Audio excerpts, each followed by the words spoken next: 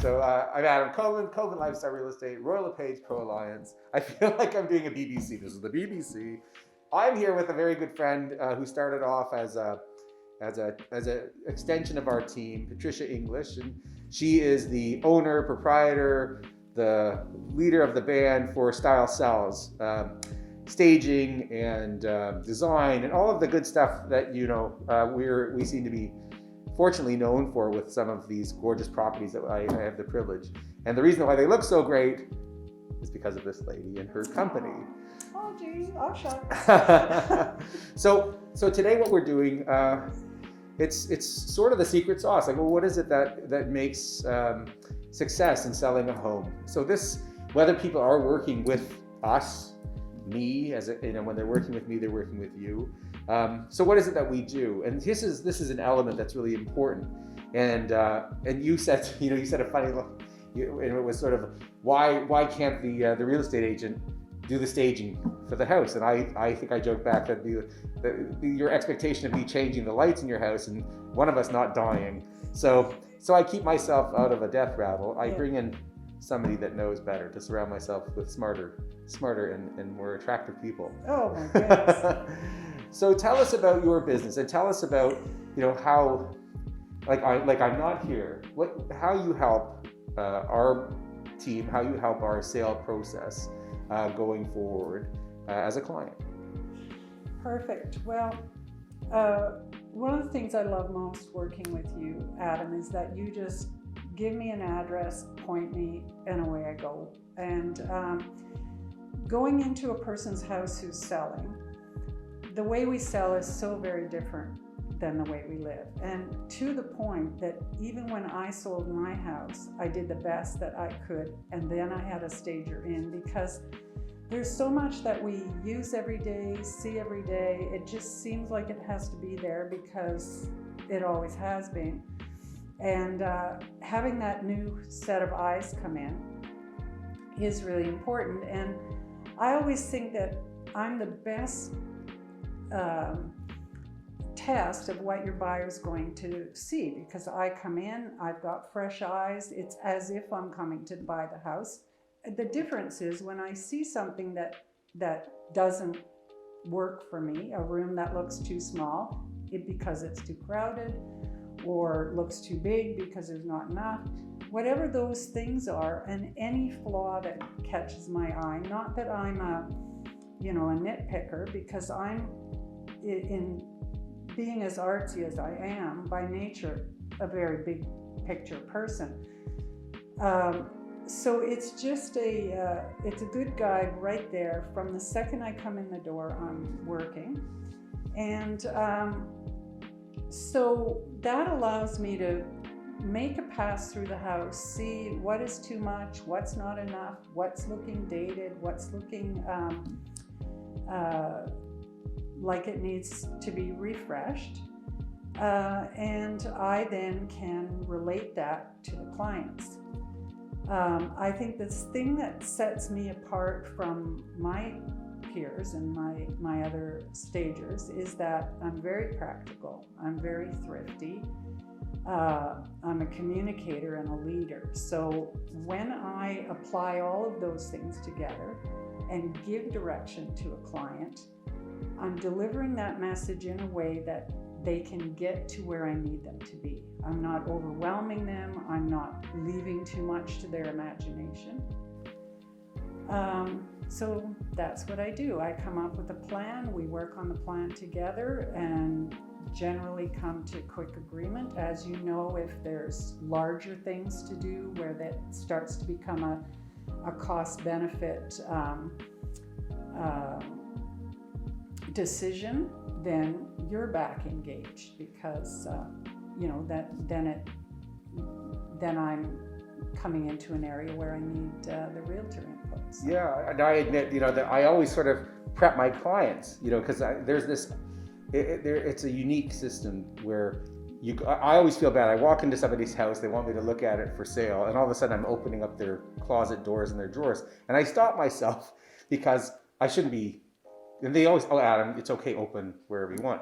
Whereas you go in and you tell them, I'm going to switch everything around. So I'm going to move things in your house, which is even more invasive than what I am. Yeah. So I'm always so happy it's you, not me doing this. But I prep them, and I always say, and you taught me this the first time, and I thought it was so unorthodox. I'm like, I should be there. And you said, I don't have you there. I'm there with your clients, and they will be more at ease with me than not having you there, because we're going to do things to the house, and it might involve some expense on you, and they'll feel guilt, which is true. So I've always been on the mindset that in many cases we do the staging and we work with you and the clients, we take that expense on. But I always warn them, I said, look, she's going to come in, she's going to make suggestions, you're going to love them, and you'll agree with them.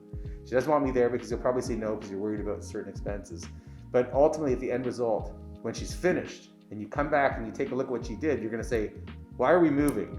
And I was like, come on, that's not. So my biggest fear is when you're finished that they don't want to sell. It hasn't happened, but they always say the same thing. I didn't realize, or I wish I did this 20 years ago, or. And it's a wonderful awakening. But then that just shows you we're ready for market. And that's sort of something we were talking about, which was, okay, but this market, right? So with this market, it's everything sells itself. Like you put a cardboard box in the middle of the road and put a for sale sign, and you get 3 offers. Though may be true, which means it's easy to sell. But that doesn't mean that quality and expertise happens just because the market turns. That means that there's, in my opinion, that means that there's a bigger brass ring to grab. But if you don't want to do all of the work that you normally do, so that's fine. The expectation is, okay, we're going to sell. We're going to have 3 or 4 offers, and we're going to go 10% above ask. But wouldn't you rather have 8 offers and go 15% above ask or more? Exactly. And I don't think that you diminish the quality of the product just because it's easier to sell. If there's less, I always use toilet paper. I won't use that, but because of the pandemic. But if there's only so many oranges and they're all bruised, well, you put the price up, they're going to sell. But wouldn't you rather have a better product to sell in a better market? Exactly. The example I always use is a sandwich, right? Like if you make a better looking sandwich, it'll attract more people, it'll sell for more.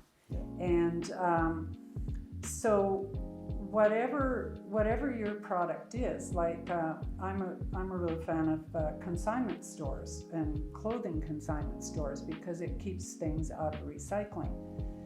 I put a lot of things in that consignment stores. Like if I'm going to put a dress into a consignment store to get a good price, wouldn't I at least iron it before it went there? That's a great example. Exactly. Yeah. And so when we get it looking better, and then this is a good place for me to segue, because it's not so much doesn't this look better than that.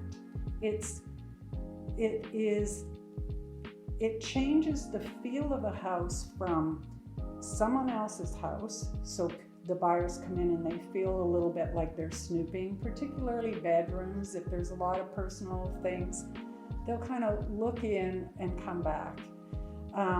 Because that feeling of being in someone's house is keeping them from engaging. So by the time we're done staging, it no longer feels like somebody's house, it feels like anybody's house. Yeah. Like a 5-star resort condo that you would check into. You walk in the door and you're ready. You feel like it's for you. Yes.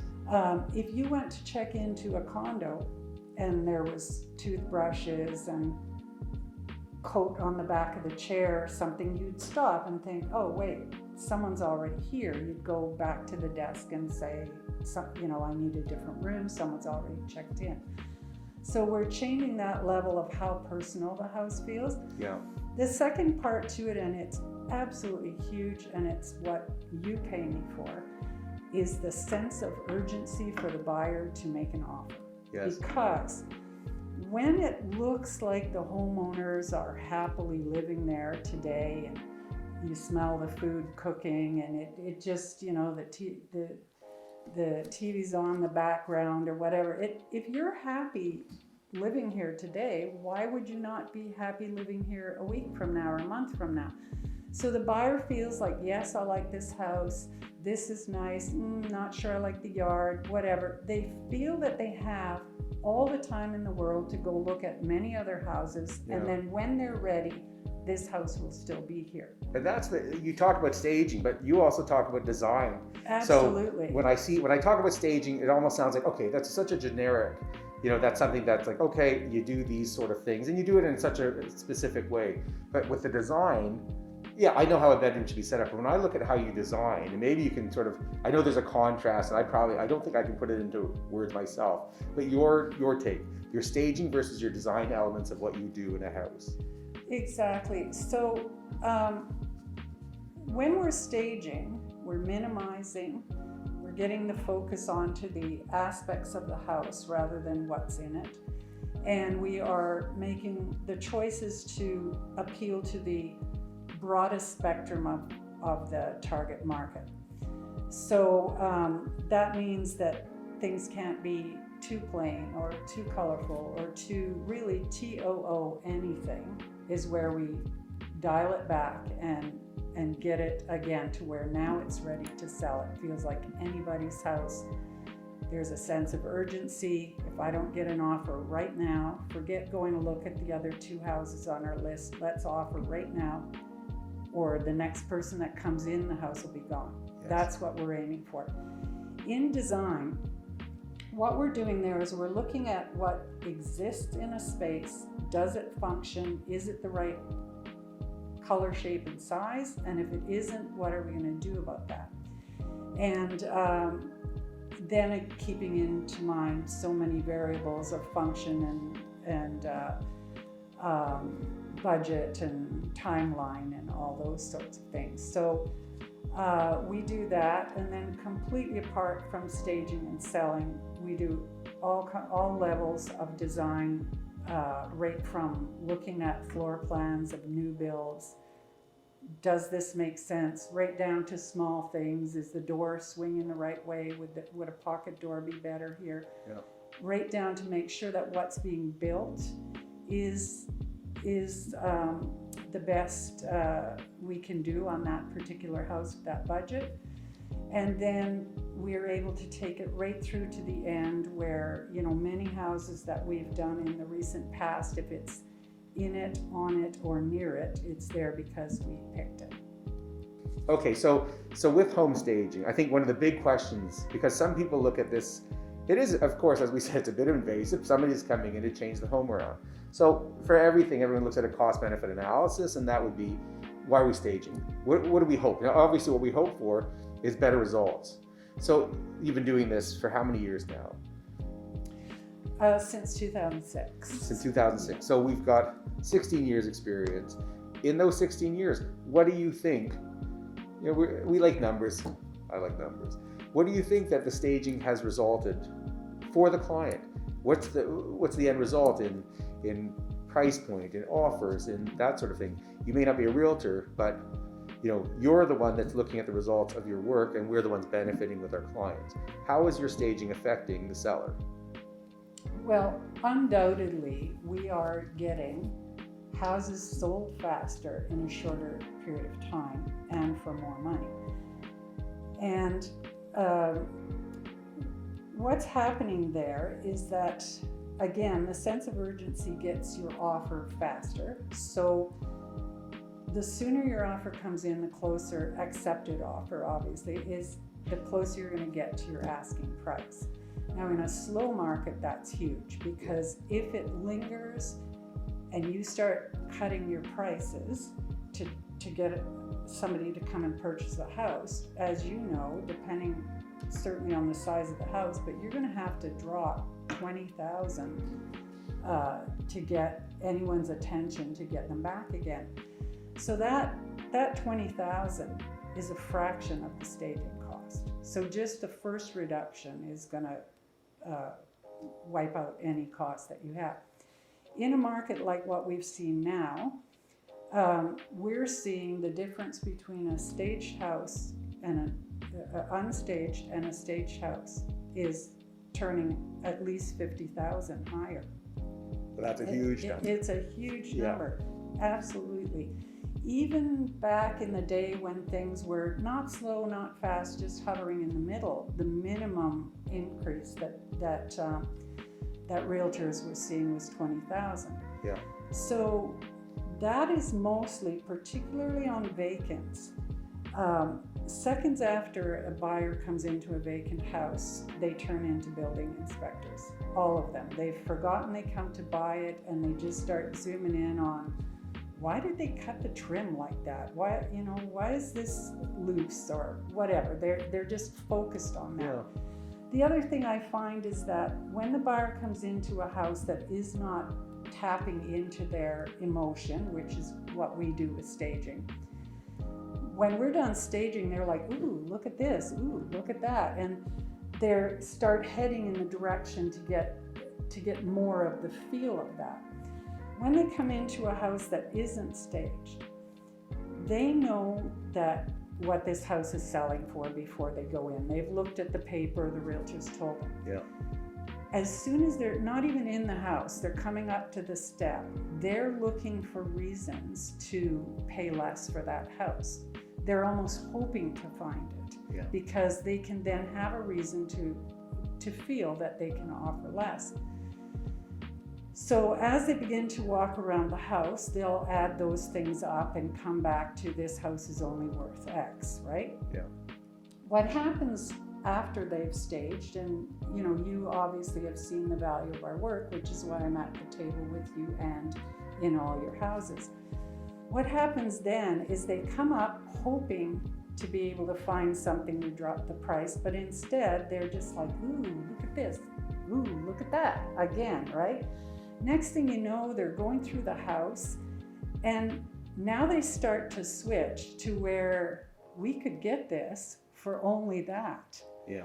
So, and even better than that, and what's very good for the seller, is whatever their criteria is, whatever they plan to spend, it's out the window now because they want this house. They always start, and you must get it all the time. Ooh, it feels so bright, it feels so open, it feels so homey, it feels, Yes. right? So then they're like, well, we wanted a garage, but we never had a garage on any of our other houses.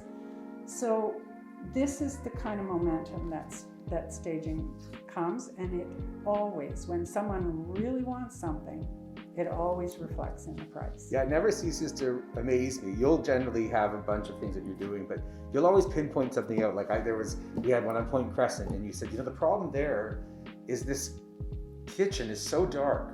And so what I'm going to do is I'm going to take out the old dark granite backsplash, and we're going to do a nice light opaque, I think it was like an opaque white subway tile. Mm-hmm. And I'm like, okay, we're the second or third agent in. Yeah. This is a almost $2 million house.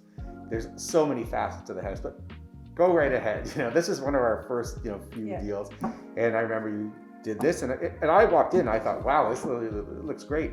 The people that bought it came in on an open house, and she looked at it and she said, gee, I thought that the kitchen was so much darker. This looks fantastic.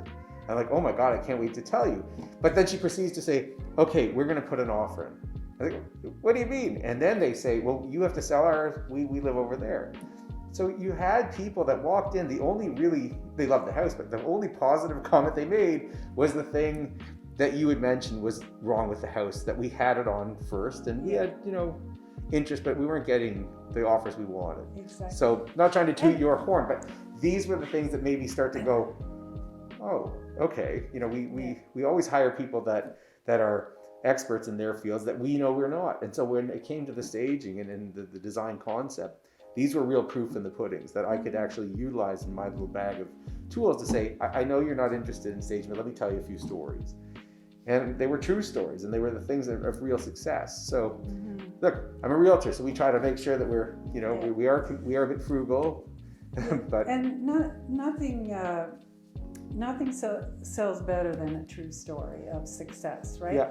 And speaking of being frugal, and this again is what people are paying for, is not just my ability to know what to do, but how. Because I mentioned at the beginning, I'm very thrifty, right? So I don't want to spend time, effort, or money on anything that isn't going to turn to give us the return we want. Yeah. And when I'm going to ask somebody for something to do something, I don't want to waste their time, effort, or money. So there's experience that I had, like that current backsplash in the house on Point Crescent that you're talking about. It was travertine. Travertine is a porous surface, it's a natural rock. So what I knew is we did not have to pull off that old backsplash, which is a big mess and a lot of work, especially if it fights with you, and tiles are weird. Some of them are ready to fall off and others put up a massive battle. I knew that because of the type of stone that was, we could just put the new backsplash right on top of it. And it was effortless. It was inexpensive, and up it went, and it was done in a day. But like, what a change. Yeah, Like, it was and just there was also a dark paint, and Yes. a dark taupey color paint, and Yeah. we put that white. Now there again, and I can't stress this enough, those clients got the return that they needed quickly Yes. because they just said, okay, Patricia, and Yeah. did what I said. And that's why you get the return, because I say this is what we need to do, and we do it. Yeah. There are times where I will defer. Like I just did one. It's a big house coming up on the lake in the spring. It's going to list very high, and it did not have AC. And who wants to spend that much money on a house that doesn't have AC? Yeah. And so I know that that's the answer, but now I'm just over here a little in the weeds, right? That's an expensive thing to put in. It's a great big house. It's not making it look prettier, which is, you know, my area. So then it's like, this is what I think we need to do, but you need to talk to the realtor, because what's important to me is a big thing like that. Are you going to be able to get their money back in that length of time? Mm-hmm. So I'm very careful about what is my lane and what is the lane of the realtor. Yeah, but I think you understand these markets because, you know, we sell everything. We're happy to sell the $200,000 condo. We're happy to sell the $5 million house, but each has expectations. So the $2, $3, $4 million house that's missing something that you would find in the $200,000 apartment is sort of the obvious, but somebody's got to say it. It's like the elephant in the room. So, and sometimes that's where you're our voice. I can walk into a house now, and there are colors that I know, and in my head I say, oh, Patricia's not going to like this. And there's certain colors, especially, I'll say it now, like red, especially red paint. In most scenarios, I know you're going to come in and say. So I usually prep, and I'm the bad guy, and then I almost always hear that you've obtained new paint for them in those scenarios. Exactly. Sometimes though, what I find is if I get realtors who give too much up front, they'll say, oh, she's not gonna like that paint, it's gotta go, and like you gotta change the carpet, you gotta this, you gotta that.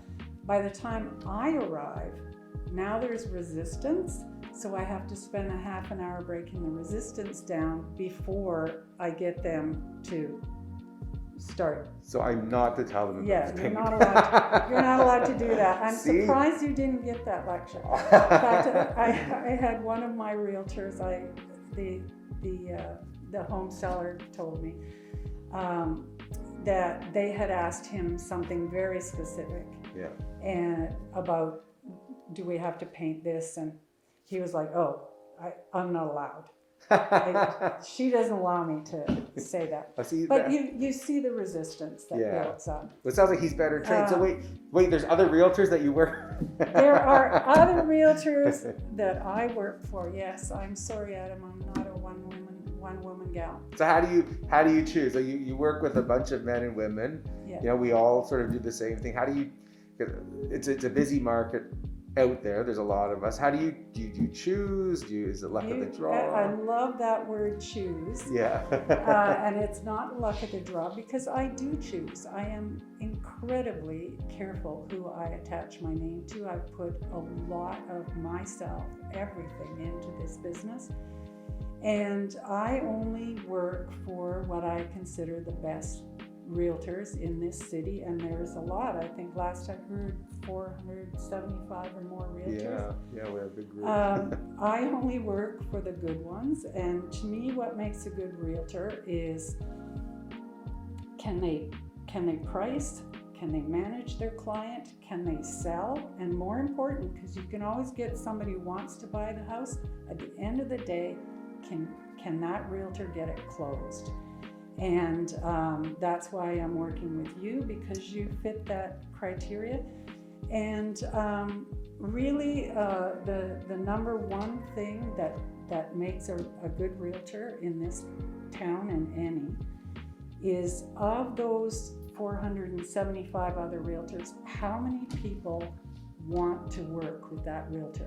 Respect them, know that they're going to work hard, know that they're going to be available. Are they going to answer questions? Are they going to come in from a barbecue on a Sunday because papers have to be signed now? Like, that is what matters to me, because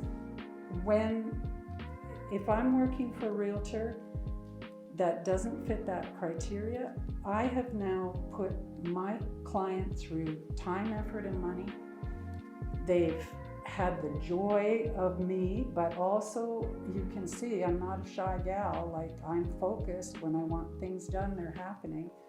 I don't want to put my client through that and then have them knowingly linked with a realtor that is not fitting that criteria. So this is why I am very, very particular who I work with. So what I'm hearing is that there are other realtors you work with, but you love me the most. I love you the most. Okay, not fair, but we'll move on. Next question. Let's go with that. I like that answer. I'm quite political, you see. Yeah, you're very good at this. I feel like buying a house from you. Now let's talk about that, because over all the years that I've done this business, I've had realtors try to recruit me to be a realtor. I've had realtors right from the very beginning that said, "Oh, you need to be a realtor," and no, I don't, because there's 475 realtors. There's only I just don't. A handful of states. And this is very important too, because every single house that I'm in, the buyers will say, "Well, my realtor says I can list for this. What do you think?" And I say, "I think you should listen to your realtor. You've chosen wisely. You have a good one. I only work for the best." I don't know and don't want to. I don't know how houses sell, whether are they all brick? Are they this? What insulation? How old are they? Yeah. What else? Like, there's numbers. I'm an artsy gal. Like, I don't know numbers. Like, I'm a round figure gal. You must have seen that in my quotes. I throw round figures out. Like, but I think you're not. I think you're selling yourself short. You've been good at. Look, you've had your predictions on things too. Yes. So you could. I know you're. Okay, but you. I think you, after these many years. But plus, having put your hands into you're putting your hands into that real estate goo, and you're listening to us tell you, look, it's going to be this. And I think that a bell goes off because it's happened with you, where I said, look, it's going to be this, but I think, we should stage it. Adam, if you stage it, and I really think I've heard from you where it's like, I think that you're going to command this much more. And that's bold, because you're putting fuel into that fire. You're like, not only am I going to do this work for you, here's what I think my work does. Now, I don't see a lot of that. It's a lot of the, past performance is not indicative of future, future gains, whatever, all of that. No, I think that you put it on your sleeve. That's like, look, what I do has value. What I do is valued because I do what I do well. I do what I do for you because there's value to your client, and value. Let's face it, we're not doing this because we're trying to cure any disease or world hunger. The end result is we're looking to buy and sell houses, and the only criteria when it comes down to the end result is, like, it should be without difficulty, it should be without legal issues, it should be clean. But the end result we all want to know is, how much am I getting? Or how much do I have to pay? Exactly. And at this side, we're selling. So, everyone, the old joke is, how much is it worth? Well, are we buying or selling? When in this scenario, we're selling. And at the end result, the seller wants to know the ultimate thing at the end. How much are you going to get me? Exactly. And one thing that I love about the business that we're in is it's one of the few where how much money everybody makes is entirely determined by how clever you are, how smart you are, how hard you work, how quick, you know. And I feel so privileged to be part of that, because my background prior to this, you know, I worked business and commerce, usually in a finance environment, even though I'm joking about numbers. I was always managing the admin people in those environments, but some of it rubbed off. But no matter how much money I saved the company or made the company or did for them, at the end of the day, this is how much money I made. Yeah. So to be able to work in this industry where we are in the business of making people the most amount of money, that's what I do for my realtor. That's what I'm focused on all the time. How much do we make for our sellers? And as you know, we see a lot of very desperate situations where people are coming out of this, they need to get into that, and how are we going to get them there? And knowing that what I do and what my team does gets those people to where they need to be, that is incredibly rewarding, which is another reason why I love the job that I do, because I am in an instant gratification business. Like, how many people go to work in the morning, this is how this looks. By the end of the day, it's this, singing and dancing, right? Yeah. We never get tired of it. We love what we do. And that again comes back to why I do this business instead of being a realtor, because I like the, you know, get them in, get them odd, get them out. Like, I'm there for a day or 2 days. Some projects, like our night hut project, was a much longer haul. Wonderful job that we did together. Yes. Like for realtors, you're in often. I see you in for long times, because things are not, you know, this is where we started, and then there's family business, and there's renovation, and now somebody got sick and it can't list. Yeah. And like you're in a long-term relationship with your clients from start to finish. Well, you have to understand, look, there's some clients, they need to sell. They're moving, that has to go. We've only got so much time. But then you have the clients that say, look, I don't have to sell right now. You know, and a lot of clients are like that are selling. They don't want to give the impression that they need to sell quickly. But those that can wait. So here's a scenario we talk about Nighthawk, and it's a story I love to tell now, because it's a great success story where we had a beautiful waterfront property. We listed the property for, I believe it was $900,000. And we had offers pretty close, and they just weren't happy. So they came to me and said, what do you think we should do? And I said, you need to talk with Patricia, and you need to listen to her. So I thought we'd be looking at some staging.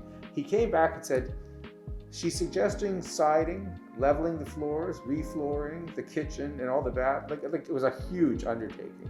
And I thought he's gonna look at me and say, Adam, I can't. And he said, you know what? I think she's right. I think it's brilliant.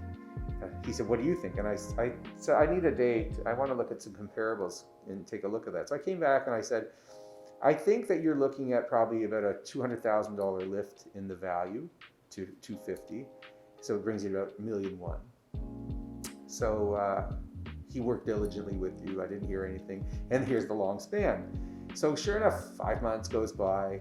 Come out, Adam, you have to see. You know, and he didn't want me to see it until it was totally ready and unveiled. I was getting antsy.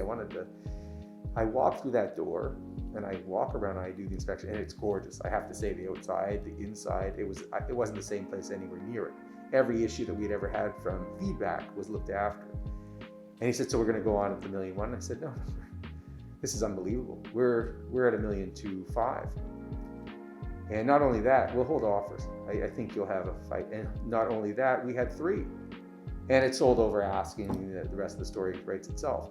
But there's a situation like you're talking where sometimes if you can, and you can take the time and not rush it, and you kind of find your pace, and you find the right time to hit market. And if you can do all those things and not be in a rush, you get the most money. Same for buying. If you can not be in a rush, you won't pay too much for your property too. But this was a success story, which I have to hand over to you. And not only was he listening to, he was thanking you for it and thanking me for introducing. But I've never seen such a project, you know, taken on in such a quick response. He drank the Kool-Aid, so to speak. Yeah. You know. Yeah, he was wonderful. And there's some factors there too that we should talk about. We started that. Our first time in that house was in the winter. So, Yeah. you know, we had the time, and time is everything. How much I suggested was also factored in by the length of time we had to accomplish that. As was the budget, because the budget was there. And then the third, you know, and the trump card was that he himself is a builder, renovator. Yes. And so all of those things were fantastic. And that house, it had been built in chunks from an original cottage with things adding on. So what I saw was every time something added on, the flooring changed. Yeah. Not just the color, but There was like 3 different the cottages cobbled direction together. of the Yeah. color, the direction of the wood was engaging Yeah. and control disorder, and then the colors had nothing was jiving. There was no flow, no continuity going there. But the thing that really surprised me is that there were just so many windows that were in the wrong place, of the wrong size, on the wrong wall. Oh yeah, and high. And Like, here's the water, and it's I you can't know, see. it just, and again, I think that's because of how it had been gradually built. And so what I learned, the first thing, because I always ask them, you know, so what are you thinking? What's your plans? What kind of conversations have you had with Adam, for example? Yeah. Well, we think, so I'm hearing what they're thinking, because if he's already got there, that takes a bunch of my work off. All I have to do is agree. Right? Yes. Use someone else's head and study your own whenever you can. So this was the information that I had coming in, and the outside was a very tired, very weather-worn cedar. Yes. He said Adam and I talked about re-siding, so I jumped on that, absolutely. And then again, what makes me unique in my position is I've had enough experience to know that if you're doing that, why not this, etc. Yeah. So if we're going to re-side anyway, then let's get rid of a bunch of these windows that are redundant. Instead of having them here, and everywhere, let's get rid of those. They're going to be covered by the new siding. Open those to where windows should be and large and looking out on the lake. So I'm always budget conscious. By taking off some windows, I increase the available money to put in bigger windows where they really needed to be. One of the best places was in the master bedroom, where we took out 4 little windows, put in 1 wall of windows facing the lake, and aimed the bed at it. Like, this isn't just good staging, this is common sense, right? Yeah. So these are the things that made a difference. But by eliminating a large window from a wall in the kitchen, we were able to remove the L-shaped cabinets from one side of the kitchen, which was against a wall blocking the view of the lake, and just take that whole bank and flip it over onto the now new wall that we created by getting rid of a window, and then remove that wall and open that kitchen to the lake. Like, honestly, in a lake house, lowered, there was 2 different floor levels. Yes. So we lowered that living room. That, you know, to him did not seem like a big job. And just that alone. Oh, when you entered that house after, Yeah, the vista, which is what you were missing, which was the water, exactly. which was the whole idea of why you're buying it in the first place. Yeah. But when you walked in after, I couldn't get over. So Yeah. that's like, And- it's just, And because we reused the cabinets. We did replace a new island, but because we reused all those cabinets, there was so much cost savings getting rid of windows, which seems counterintuitive when people want light. But up above the window we took out, there was the triangle transom windows. Yeah. So we had plenty of light coming in. Just that was probably responsible for $100,000 increase in your sales price. Like when you looked and said, no, we can take it up to $1,250,000. A large portion of that came from that kitchen, undoubtedly. Oh yeah, the kitchen, the windows, and the side, like those three elements, which aren't basic, but it's not easy for a realtor to come in and say, okay, I think you need to change your windows, your siding, your floor. Yeah. Adam, what do you, sometimes it really has to come from an expert. Let's talk about that. And again, that comes back to why can't my realtor tell me what to do? I think, not specific to you, but just real estate in general, most people aren't that happy to pay a realtor any money. Especially when you sell fast, they'll complain that, you got paid all that for, they're not motivated to give you more. When you've signed your deal with them, they're done. They don't want to give more money. When I come in the door, I am a completely separate entity here. I'm like a roofer coming in, or a plumber, or an electrician. Of course they expect to have to pay for me. Yeah. So that is the biggest stumbling block, I think, for realtors, to try to get more investment out of a client. Whereas for me, that's what I'm here for. Literally what I'm here for. I have some clients who will start to put up resistance, very few, but when I start to get resistance, I will say to them, you asked me here, remember? Yeah. And I have only one goal, and that's to make you more money. And so that's our result base, right? Let's take a minute and think about that, and then let's proceed. Yeah, and because we're a result-based business, so at the end of the day, we give you an estimate of what we feel we're going to get. If the variables that we bring in, and staging and design being this really one that we can say is key, because we don't use it everywhere. We use it where we can, and especially where we should. But when the result commiserates with the cost, it always far exceeds not just your fee, but my fee. So all of these fees that we have for selling real estate, if the end result is X plus 20% and we're charging 5, we did our job. Exactly. Okay, so we're talking about results based. How much money. I've heard it described before as the WIFM, what's in it for me syndrome, right? Yeah. And that each person, I learned in a leadership training course one time that to get anything out of anybody, you have to answer the WIFM, what's in it for me. And so when I look at the numbers that you just pointed out, that if this is how much the preparation cost and this is how much we make for you, it better be worth it, right?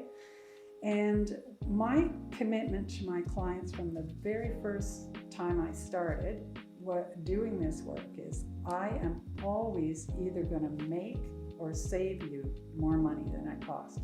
And there has not been a single time in 16 years that hasn't been true. Nowadays, it's true by multiples of 10, but that's okay. That's the market we're in, and everyone's making hay while the sun shines, and I'm happy for us all at this time. Well, even in markets like this, where it is a seller's market, that means nothing to lose your edge. So that's why we don't stop advertising because houses are selling quicker or for higher. We don't stop creating a better product because it's there's less variety or inventory in the market. If anything, this is a time to show that an organization or team will shine further, even when things get easier. So just because there's an easy road, you can take still the harder road, because at the end of that result gain for the seller. And that really is the benefit in an easier market and a seller's market. If you're still giving that effort, even though you don't have to technically, because you can have the result, which is sell. Well, if your result is only to sell, you know what I mean, then you're not really looking at it the right way. Well, Your result is to sell for the most possible profit that you can, because this is the biggest, it's probably the most single largest transaction that people will have in their lifetime. You'll buy and sell cars. You might pay for a wedding. You might buy a nice diamond ring. But you're, on average, in this market, not spending $500,000 many times in your lifetime. Well, this one it is. And if we can increase it by 10, 20%, it's life-changing. We've had clients that exceed expectation by $250,000, and I always stop and I say to them, how much do you win when you win Lotterio? And they're like, $250,000. I said, it's almost like it's like winning the lottery some days. And that's when, you know, that's when you feel like you've really had the effect for your client.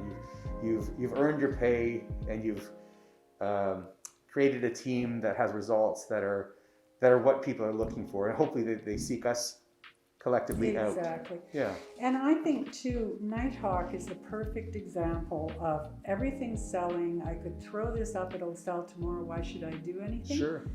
If he had stayed with that attitude, he would have made $900,000. Yeah. Instead, we, like I said, made a better sandwich, and of course, you make a better product and it sells. So he's like way above. Increases his profit by almost 30%. Exactly, and so that is the that is the biggest thing. And I have a nice little analogy I use about either it's good enough or it's I've done enough. Either of those two. I run into a lot of I've done enough. I'm just tired. I've done enough. So my favorite analogy is, imagine mom cooks the most beautiful turkey dinner, everything that you're always used to having at a turkey dinner, and you sit down, you dish up, and you look for the gravy, and there isn't any, and you say, Mom, what happened to the gravy? And she goes, I did enough. I've done enough. That was enough. Yeah. You know, enough is it's good enough when it's done. And so yeah, this is the joy I bring to the house. But I want to, I do want to clarify too. Not everybody is our type of person and gets to these things quickly. And again, I talk about what sets me apart from my peers is my ability to communicate. Every place is different, and we see people who are like, yep, we staged in Toronto, I know exactly what, I'm going to be downstairs painting, you guys do what you want. That's, one end of the spectrum. Yeah. The next is seniors who have lived in the house for for years and years. They're invested in the placement of every Elvis statue.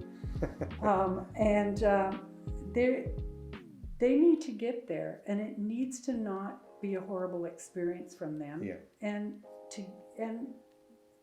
then I think, okay, what if this was someone coming into my mom's house? How would I want her managed?